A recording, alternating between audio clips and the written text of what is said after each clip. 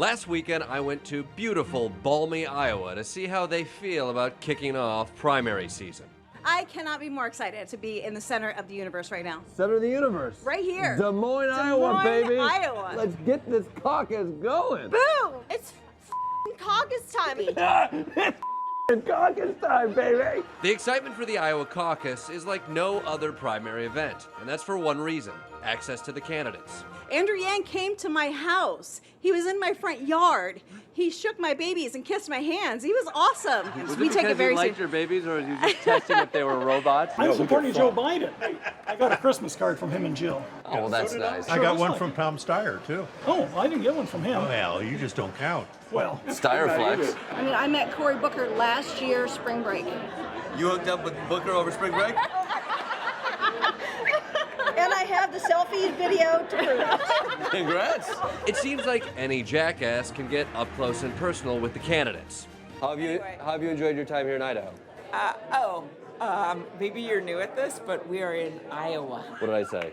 You said Idaho. I said I've been a lot of places. I was still learning and had one very important question. Why is Iowa first? Oh, God, I don't know. We're not really sure why, and I think a lot of other people are thinking the same thing, but just because we always have been, maybe, or? Is that a good enough reason? Not really. Why do you guys get to be first? Because it's written into our Constitution. It's like, oh, I said it, right? Yes, exactly. Just because you called shotgun on democracy doesn't mean you get to sit up front. Hey, guess what? It is what it is, man. All right, I needed some real Iowa background and a beer, so I sat down with local columnist Liz Lenz. How did Iowa become first? It happened in 1972 because of paperwork. And then in 1976, Jimmy Carter came in, won the caucuses, and showed that if you came to Iowa, you could grab the attention of the nation. So it was basically thanks to Jimmy Carter that Iowa became a thing. Yeah, so those poor little peanut farmers who one day dreamed of being president, they were like, now there's a place I can go. A place where there are farmers, but they're different than me. They farm corn. Maybe I can be president. And soy. You guys do soy as well? Yeah, I mean, it's very varied. It's very diverse here. That's what I've noticed. It's actually not diverse, and that's the problem. What's the problem? With the caucuses, we're not diverse. In fact, Iowa is over 90% white. So, Julian Castro, Mike Bloomberg, and even the famously hostile USA Today say that Iowa doesn't reflect the country's demographics. Just look at these whiteys who qualified for tonight's debate. I'm sure the rational folks of Iowa would agree. There's been some criticism of Iowa going first in the nation. I think they're crazy. You understand that there's a diversity issue. Right, but we're not giving up first place, just so you know. That's American as Isn't it, though? You know, Iowa isn't known for its diversity, but I really contend that Iowa is very diverse. I'd like to think that Iowa has we represent the whole country. We're a melting pot. It's 90% white. Right. But the 10% that's not white is 100% not white. It is. Iowa isn't the most diverse place. Rural could be a minority, right, in the whole nation? Absolutely. Rural could be a minority? That's a real hot Iowa take. You're going to hear people say we're all white, we're old. I would never say that. Well, you probably do. You just didn't tell me because you're being respectful. Okay, I did, but it was 2 minutes ago and I've forgotten it. We try to be diverse. And actually, Perry, Iowa, has a huge Hispanic Latino population, like where we are now. You can see it in there, right? Yeah, well, not in certainly, but they not in the maybe not in the people. In theory, it's definitely. In theory, yes. In theory, right. In practicality or reality, no. Right. But theoretically, 100%. It's practically 50-50. Yeah. Okay, look, Iowa is actually really engaged, and they take this seriously. But they've had the opportunity of being first for over 40 years. And they're rational people. So I'll ask one more time. Wouldn't our country benefit from kicking off primary season with a state that's a bit more representative? Okay, please don't go there with me. I'm not even.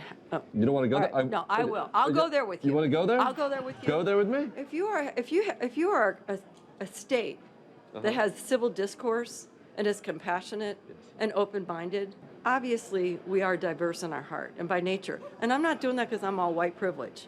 I'm saying that because it's real. Well, but diverse in your heart is kind of a white privilege thing. It is a white privilege thing too. Yeah. But we think when we discuss and we say, well, wait a minute. Is that best for all of us? I would say the civil discourse here in Idaho is alive and well. Okay, except we are in Iowa. What? I keep doing that. Yeah, yeah. What did I say? Idaho. Idaho. Yeah. And we are in Iowa.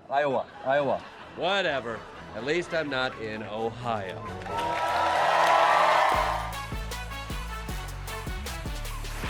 So everyone in America right now is obsessed with Iowa, all right? It's like the Kim Kardashian of states.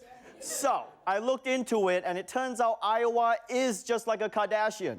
There is no real reason for the obsession, it's just how things are. For months now, it's been 24 hours of this. The all-important Iowa caucuses. Iowa is very important. All eyes are on the Hawkeye state. Iowa.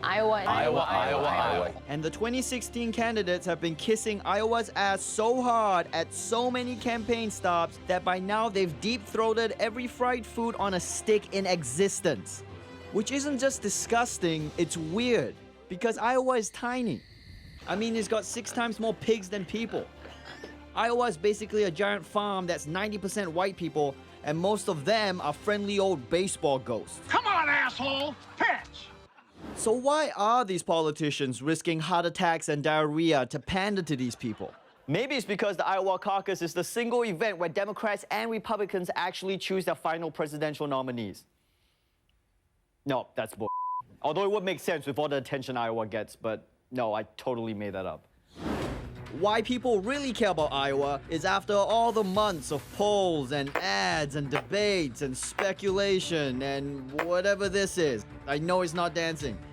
The Iowa caucus is the first time in the whole election process that people actually go out and vote.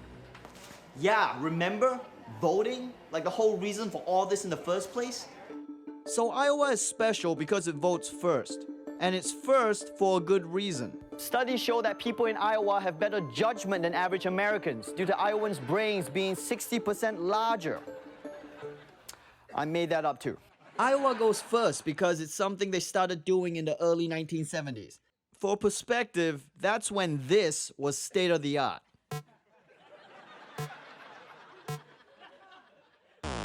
Iowa hasn't updated how it runs the caucuses either, which I guess is supposed to be part of the charm, but to me it just looks ridiculous. And that's coming from me, a grown man holding a tiny pig in a TV studio. Instead of regular voting, Republicans write their candidates' names on bits of paper, picking winners like Presidents Mike Huckabee and Rick Santorum. And somehow Iowa Democrats find a way to be even less organized.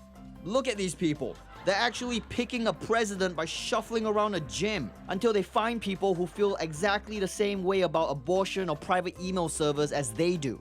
But here's the secret about the Iowa caucuses. What really matters isn't who wins, it's who loses. Someone can come in third and still end up president. But lower than that, and you pretty much have to go back home to your job as some loser senator or governor. So, in short, Trevor, the Iowa caucus is like an early round of Survivor, all right? Except instead of being on a tropical island with attractive people, it's in a frozen wasteland with these guys.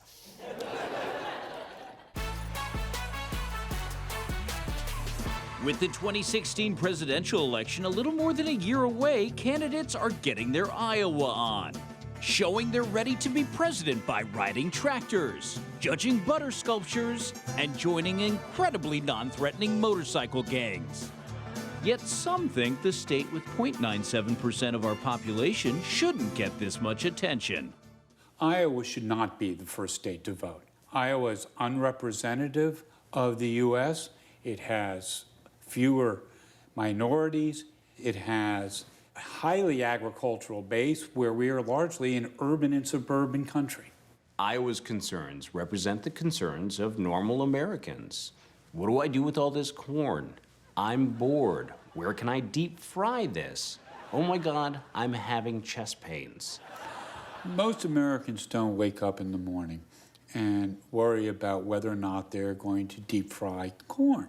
Stop you right there. I am a half Mexican man from an urban area, and that's all I'm thinking about. So, well, you're wrong.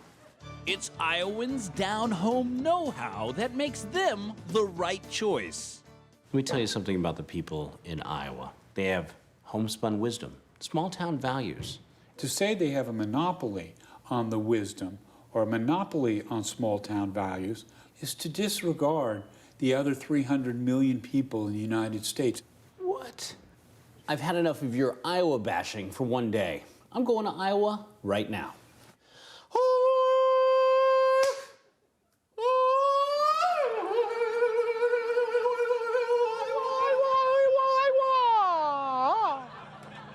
Oh, who's all the corn? Iowa. There isn't a group of people in America more qualified to pick the next leader of the free world than Iowans. Just ask Iowan Stephen Schmidt. It's an honor. It's a job. It's kind of a responsibility to be first in selecting, or at least in voting for, who we prefer for president. You're being very nonchalant. Come on, don't bullshit me. You guys like being kingmakers, don't you? We like being first because it's good for the economy. Oh, look, there's Ted Cruz. Hillary, Rick Santorum's here. It's interesting to see for a political scientist how people change their message. You love it, don't you?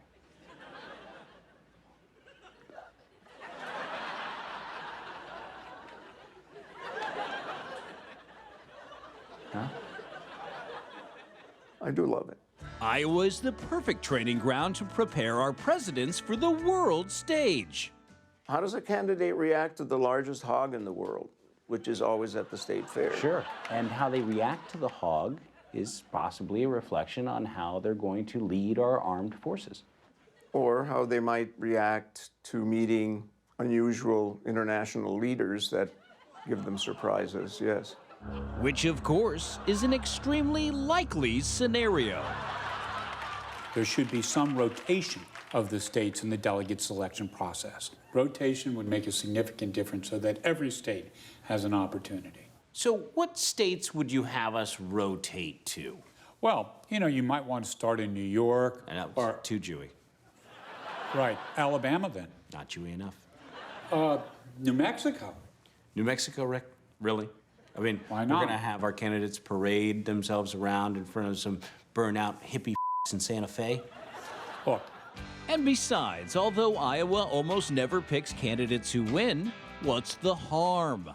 Because Iowa is first in the nation, there are certain issues that are highlighted that may not have national importance. Take ethanol, for instance. Of course, wonderful ethanol. We're sure taxpayers pay $6 billion a year for a fuel source that environmentalists say is worse than gasoline, but they're wrong because Iowa says they're wrong, right? The ethanol lobby has a lot of power and a lot of money. Ethanol should not have such a significant importance in the issues facing our presidential campaigns. What? Don't talk about ethanol. I'm crazy. Hey, you know, Rick, don't get us in a load of trouble over this interview. It's not worth it. You're gonna come in here talking smack about ethanol. You guys both killed. But not before I enjoy my time in Iowa.